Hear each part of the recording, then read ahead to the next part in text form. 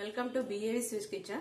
இன்னைக்கு 4 தக்காளி காய் வச்சிட்டு நம்ம சூப்பரா ஒரு சட்னி ரெசிபி செஞ்சு பார்க்க போறோங்க. 4 காய் தக்காளி எடுத்துட்டு இருக்கோங்க. இத நல்லா வாஷ் பண்ணி தொடச்சி எடுத்து வச்சிருக்கேன். இத கட் பண்ணிக்கலாம். டிஃபரெண்டா இருக்குங்க, நல்லா இருக்கும். சாப்பாடுக்கெல்லாம் நீங்க தோசைக்கு, இட்லிக்கு எல்லாத்துக்குமே தொட்டுண்டு சாப்பிடலாம். இந்த மாதிரி எல்லாத்தையும் கட் பண்ணி எடுத்துடலாம்.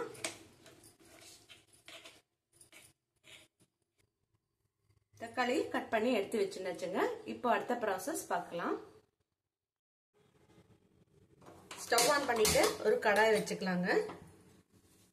கடாய் சூடானதும் 2 டேபிள் ஸ்பூன் எண்ணெய் விட்டுக்கலாம். எண்ணெய் சூடாகட்டும். 2 பச்சை மிளகாய் உடைச்சு போட்டுக்கலாங்க. 2 காஞ்ச மிளகாய் போட்டுக்கலாம். ரெண்டுமே போட்டு பண்ணா உங்களுக்கு டேஸ்ட் சூப்பரா இருக்கும். அதனால ரெண்டுமே போட்டு பண்றது. காரம் நீங்க பார்த்து போட்டுக்கோங்க. இது ஒரு நிமிஷம் ஃப்ரை ஆகட்டும். ஃப்ரை ஆயிட்டு இருக்கும்போது நம்ம ஏற்கனவே கட் பண்ணி வச்சுருக்கிற தக்காளி காயை அதில் போட்டுடலாங்க. அதுவும் சேர்த்து எண்ணெயிலேயே வதக்கிக்கலாம். டிஃப்ரெண்டா இருக்குங்க, ரொம்பவே சூப்பரா இருக்கும். நீங்க சாப்பாடுக்கு தொட்டுண்டு சாப்பிடலாம். தோசைக்கு, இட்லிக்கு எல்லாத்துக்குமே சைட் டிஷ்ஷா இருக்கும். ஒரு நிமிஷம் ஃப்ரை ஆகட்டும்.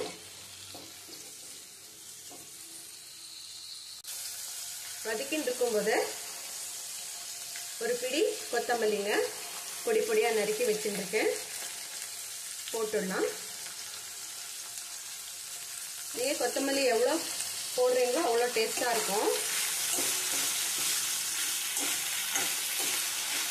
அதுவும் சேர்த்து இதுல வதக்கிக்கலாம். டிஃப்ரெண்டா இருக்குங்க. நம்ம சேனல்ல நிறைய சட்னி வெரைட்டிஸ் போட்டிருக்கோம். நான் லிங்க் தரேன், நீங்க ட்ரை பண்ணி பாருங்க. இது வரைக்கும் நம்ம சேனலை சப்ஸ்கிரைப் பண்ணலைன்னா ப்ளீஸ் நம்ம சேனலை சப்ஸ்கிரைப் பண்ணுங்க. நாங்கள் போடுறது எல்லாமே இன்ஸ்டன்டா பண்ற ஈஸி ரெசிபிஸ் எல்லாமே.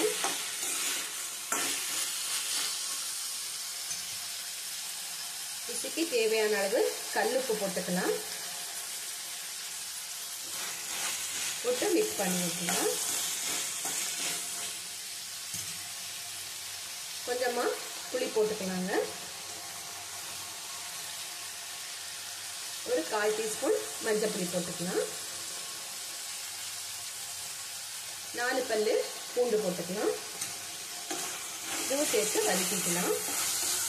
நீங்க பூண்டு ஆப்ஷன் வேணும்னா போட்டுக்கோங்க, இல்லைன்னா ஸ்கிப் பண்ணிக்கலாம். சிம்மில் தான் வச்சு செய்யணுங்க, அடி பிடிக்காம பார்த்துக்கோங்க. தக்காளி நல்லா இதுலேயே எண்ணெயிலேயே வேகணும். ஒரு நிமிஷம் மூடி வச்சிடலாம். ஒரு நிமிஷம் ஆயிடுத்துங்க, திறந்து பார்த்துடலாம். நடுவில் ஒரு நிமிஷம் எடுத்து அடி பிடிக்காம மிக்ஸ் பண்ணிக்கோங்க. இந்த ஸ்டேஜில் ஒரு டீஸ்பூன் தனியா போட்டுக்கலாம். 1/2 டீஸ்பூன் சீரகம் போட்டுக்கலாம். அதுவும் சேர்த்து இதுலயே வதக்கிக்கணுங்க. காரம் நீங்க பார்த்து போட்டுக்கோங்க. இப்போ ஒரு நிமிஷம் மூடி வச்சிடலாங்க. 2 நிமிஷம் ஆயிடுத்துங்க, திறந்து பார்க்கலாம்.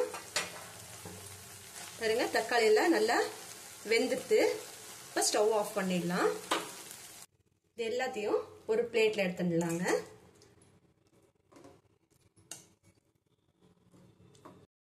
இது ஒரு நிமிஷம் ஆறட்டுங்க. ஆறினது நம்ம அடுத்த ப்ராசஸ் பார்க்கலாம். இதெல்லாம் ஆறிடுத்துங்க. ஆறினது எல்லாமே ஒரு ட்ரையா இருக்கிற மிக்ஸி ஜார்ல போட்டுடலாம். இது எல்லாத்தையும் தண்ணி விடாம கொர கொரன்னு அரைச்சின்னு வரணுங்க. நான் இப்ப அரைச்சின்னு வந்துடுறேன். இந்த மாதிரி கொர கொரன்னு அரைச்சின்னு வரணுங்க, நைஸா அரைக்காதீங்க. அப்பதான் ரொம்பவே டேஸ்ட் சூப்பரா இருக்கும். ஒரு சின்ன கப்பில் எடுத்துடலாங்க. இதுக்கு தாளிச்சு கொட்டிடலாங்க.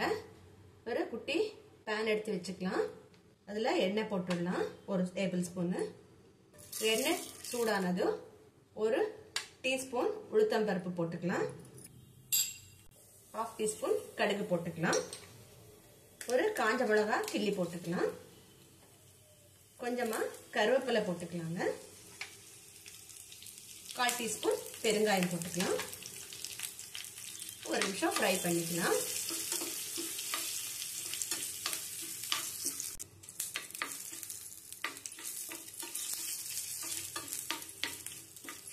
ஸ்டவ் ஆஃப் பண்ணிடலாங்க.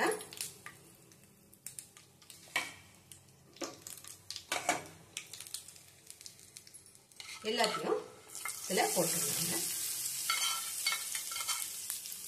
பாருங்க, சூப்பரான தக்காளிக்காய் சட்னி ரெடி ஆயிடுதுங்க. சுட சுட சாதத்துல பிசைஞ்சு சாப்பிடலாம். தோசைக்கு, இட்லிக்கு, பூரிக்கு, சப்பாத்திக்கு எல்லாத்துக்குமே ஒரு இன்ஸ்டண்டா ஈஸியா செய்யற ஒரு சைட் டிஷ் ரெடி ஆயிடுது.